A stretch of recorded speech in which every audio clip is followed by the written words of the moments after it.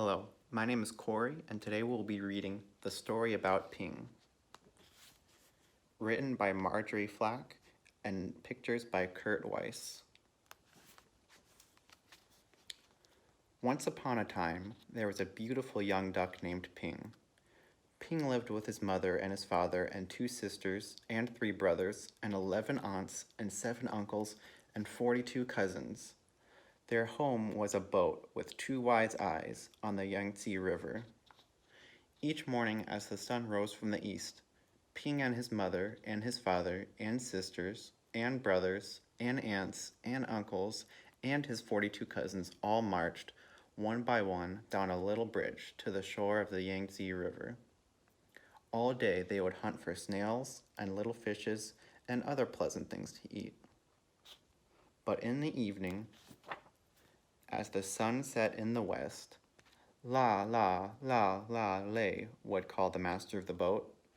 Quickly Ping and all his many family would come scurrying, and quickly they would march, one by one, up over the little bridge and onto the wise-eyed boat, which was their home on the Yangtze River.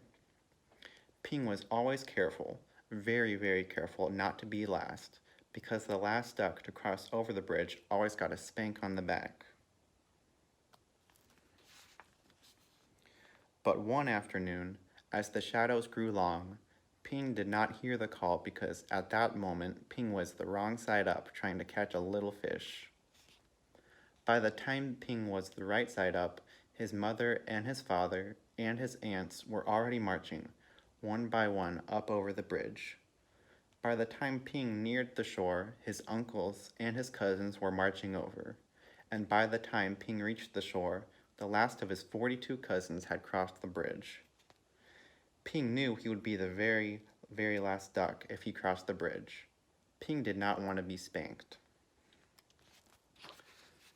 So he hid.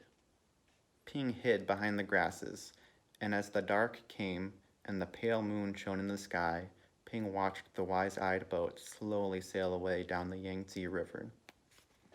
All night long, Ping slept near the grasses on the bank of the river, with his head tucked under his wing. And when the sun rose up from the east, Ping found he was all alone on the Yangtze River. There was no father or mother, no sisters or brothers, no aunts or uncles, and no 42 cousins to go fishing with Ping. So Ping started out to find them, swimming down the yellow waters of the Yangtze River. As the sun rose higher in the sky, boats came, big boats and little boats, fishing boats and beggars' boats, houseboats and raft boats, and all these boats had eyes to see with, but nowhere could Ping see the wise-eyed boat, which was his home.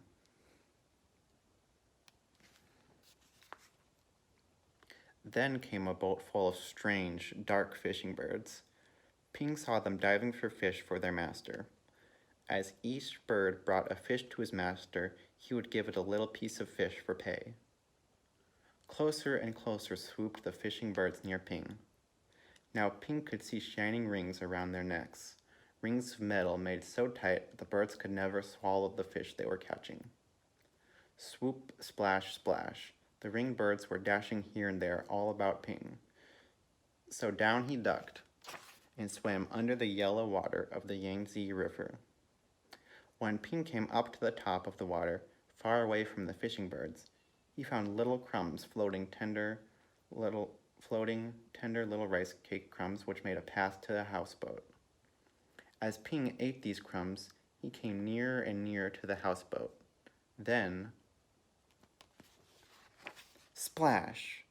There in the water was a little boy with a barrel on his back which was tied to a rope from the boat, just as all boat boys on the Yangtze River are tied to their boats.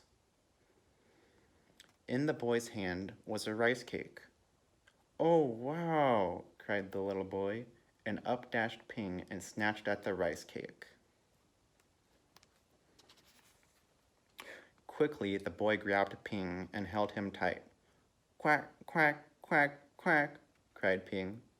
"Oh, oh, ooh," yelled the little boy.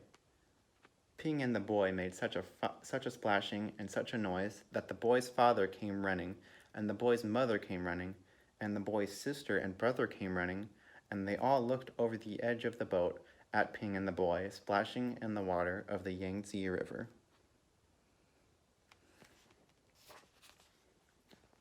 Then the boy's father and mother pulled at the rope, which was tied to the barrel on the boy's back. They pulled, and up came Ping and the boy on the houseboat. "Ah, a duck for dinner has come to us," said the boy's father. "I will cook him with rice at sunset," said the boy's mother. "No, no, my nice duck is too beautiful to eat," cried the boy.